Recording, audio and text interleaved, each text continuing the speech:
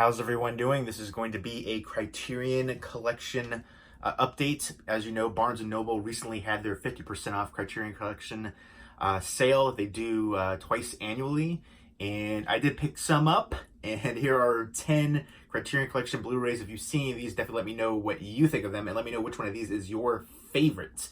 There's a few in here I have seen and some I haven't.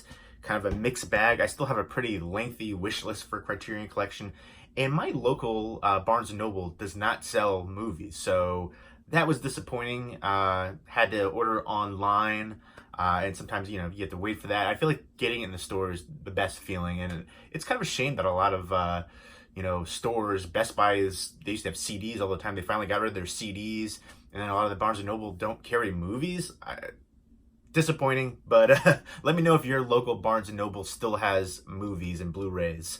And let me know what you picked up at the Barnes & Noble 50% off Criterion Collection sale, and what you want to pick up in the next sale, and what you would like to see Criterion Collection release in the future. So many great titles I think they could release. In fact, I might do a video on like top 10 movies. And horror is my favorite genre. I love all genres, but that's my favorite genre by far. And I want to do a horror movies list that Criterion Collection should release as well, because I feel like they have some really great releases for horror, but they should have more, in my opinion. Freaks is like my number one choice. I think that's right up their alley. But let's go ahead and get into them. First up is Election, which I have seen. I thought this was a really quirky, kind of subversive movie, and I remember loving the heck out of it, especially the ending. Matthew Broderick and Reese Witherspoon play off each other so well, and I was actually kind of surprised that they released this one, but in a way, I guess not so surprised, given again the kind of the nature of the film. But looking forward to revisiting this one. This is directed by Alexander Payne, one of his earlier ones. I remember he did Citizen Ruth, but I really like Nebraska, and then Descendants is probably my favorite from him. Let me know what your favorite Alexander Payne movie is. But looking forward to checking this one out again. It's Spine 904. Crazy that 1,000 titles now, but there you go. Matthew Broderick. Oh, I love it.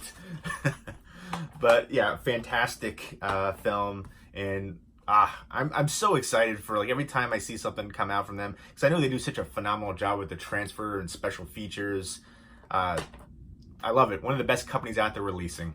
Next up is the Digipack design for 400 Blows from Francis Truffaut, kind of a leading auteur of the new French wave. It actually says right on the back, the new French wave. And yeah, I remember really enjoying this one when I first watched it. Basically about a young kid growing up in, I believe, Paris, and just kind of going through troubled times. The teachers are just really oppressive, aloof parents, and he's just getting into trouble left and right. I remember he steals a typewriter and then gets caught trying to return it, and then he's sent to like a military academy.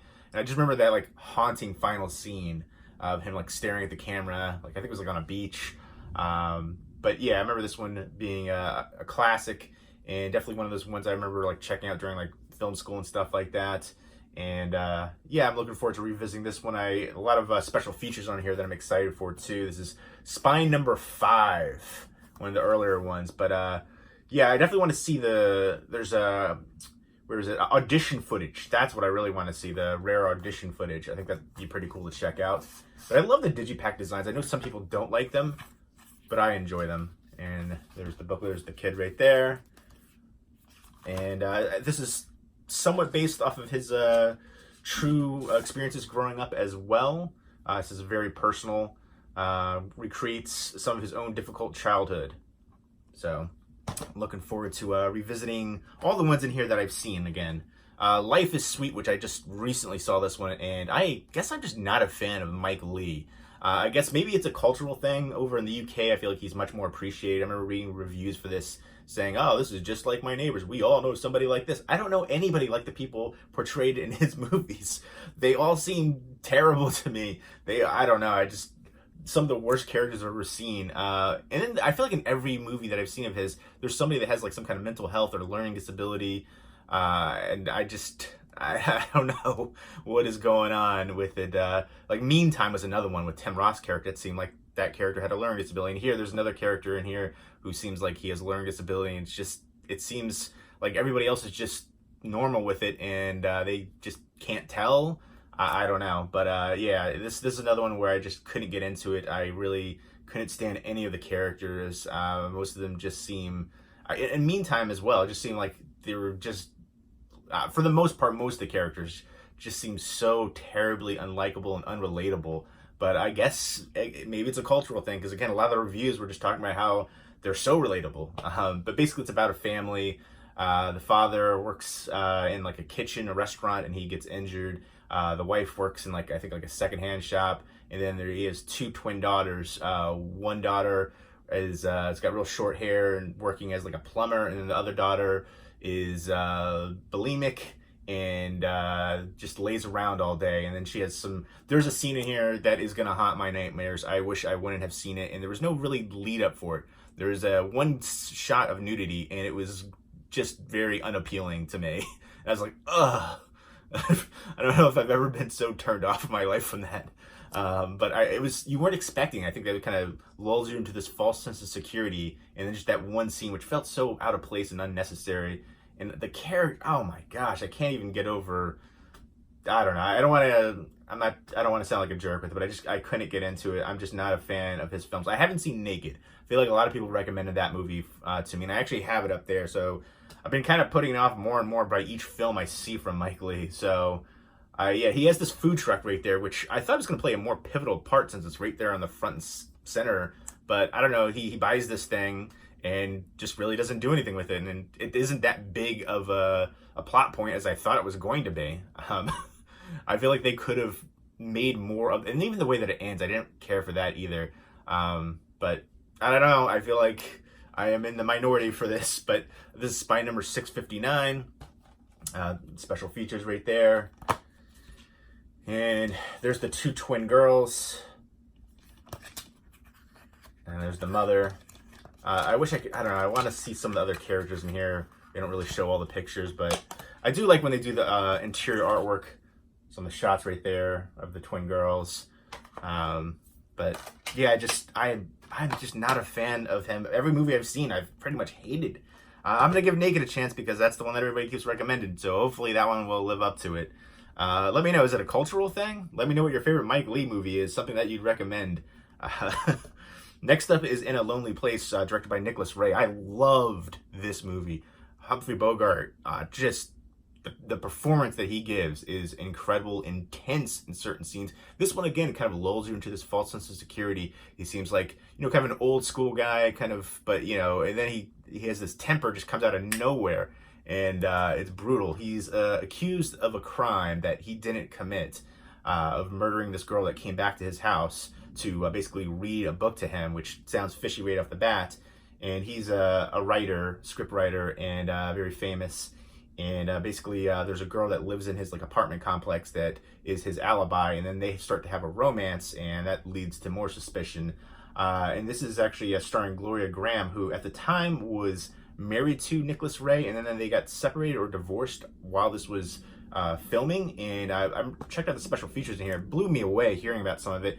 And in fact, one of the people that did a biography, Vincent Curcio, he is a biographer for Gloria Graham. I don't know, I feel like maybe he's just, he was really nice talking about her when he should have been like, she did some terrible things. And basically Nicholas Ray kind of pushed for her in this role, and he decided not to, he kept everything really cool and calm once they separated and got divorced. So it wouldn't kind of interfere or make him look bad during the movie.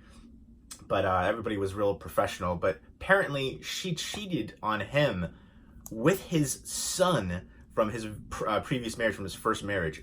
And the son was only 13 at the time. They were sleeping together. Are you kidding me? Could you imagine if that happened now? That's criminal. That is statutory. That is disgusting and crazy to me. I guess different times. This was in 1950. It still seems crazy to me. But and apparently years later they married. She was married to Nicholas Ray, and then married his son years later. And they were married. The son was married to her for I don't know, over a decade. And I think she was only married to the father for a few years. But still, it's just mind-boggling to me. I feel like that would have killed so many careers. I thought she was stunning, and she was great in the role as well. I really enjoyed the heck out of it. kind of giving you these really great performances, especially from the lead. But I just like just the emotions throughout, and just how things can turn to a boil so quickly. Really strong performances that drive the film. Love this. And this is Spy number 810. I would highly recommend this one, especially if you're a Bogey fan. But it definitely has that old Hollywood feel. I like that disc artwork too. But yeah, Bogey kicking butt in here too. But very temperamental. And but I really enjoy the heck out of this film. Up and even the ending, I just, this one is one I would highly recommend. Next up is La Humanité by Bruno Dumont. And I don't know too much about this one, but it sounded kind of like a murder thriller kind of going on. And it says it's basically about this police officer investigating a crime who has moments of physical and emotional connection. And there's non-actors in here. And I find that actually pretty enjoyable a lot of times. I've seen some good films like that that really surprised me, that they seem to give more believable, honest opinion, or performances rather, and than trained actors, and sometimes that works well. So I'm hoping that's the case here. And this is a provocative exploration of the tension between humankind's capacity for compassion and our base, sometimes barbaric animal instincts, or barbarous. But this is Spy 981. So it looks like it's going to be this police officer investigating a crime, and then he just delves into, I guess, the psyche of what's going on, and connected to, hopefully, the victim and not the person accused. But yeah, looking forward to checking out 1999. There you go. That is a creepy shot right there. And I love the booklets that they include in there as well.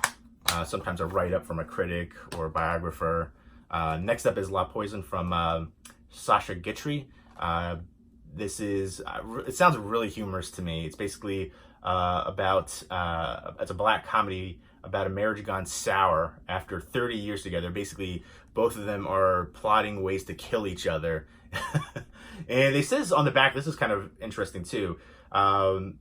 Basically, it's somewhat inspired by his own post-World War II tangle with the law, a wrongful charge of collaborationism. But so I'm kind of curious about that too. But yeah, this sounds really intriguing to me. This is Spy number 891, and from 1951. Here you go. I like a good black comedy. And next up is The Virgin Spring, which I don't think I've ever seen in my entirety. I've seen scenes from it, but never the full thing. This inspired Wes Craven's Last House on the Left. This is set during medieval Sweden, and when there is an attack and murder of this young virgin girl, and then the father goes after, tries to get vengeance on the three killers. And this stars Max von Sydow and from Ingmar Bergman. And yeah, I'm looking forward to checking this out finally in its entirety. 90 minutes from 1960, Spy number 321. There's the back right there. And there we go. Beautiful shot.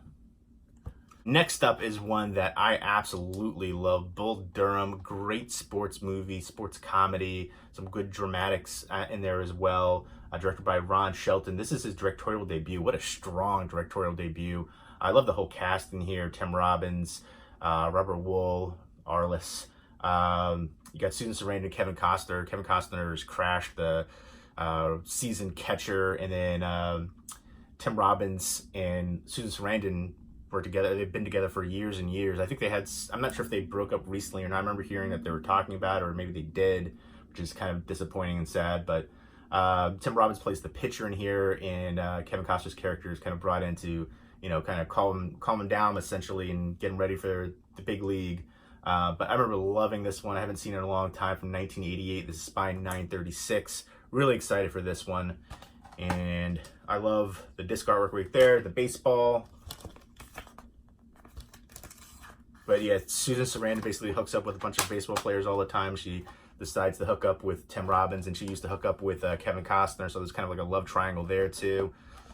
2 Days, One Night, filmed by Jean-Pierre and Luc Dardenne, and this is from 2014, and it is spine 771.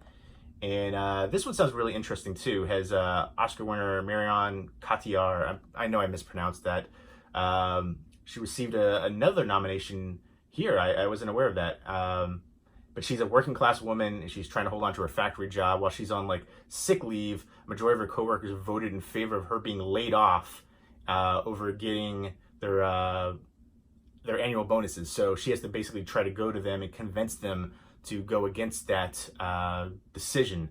And so just kind of it says right on the back too, human drama, importance of community, increasingly impersonal world. I think that's very poignant and relevant.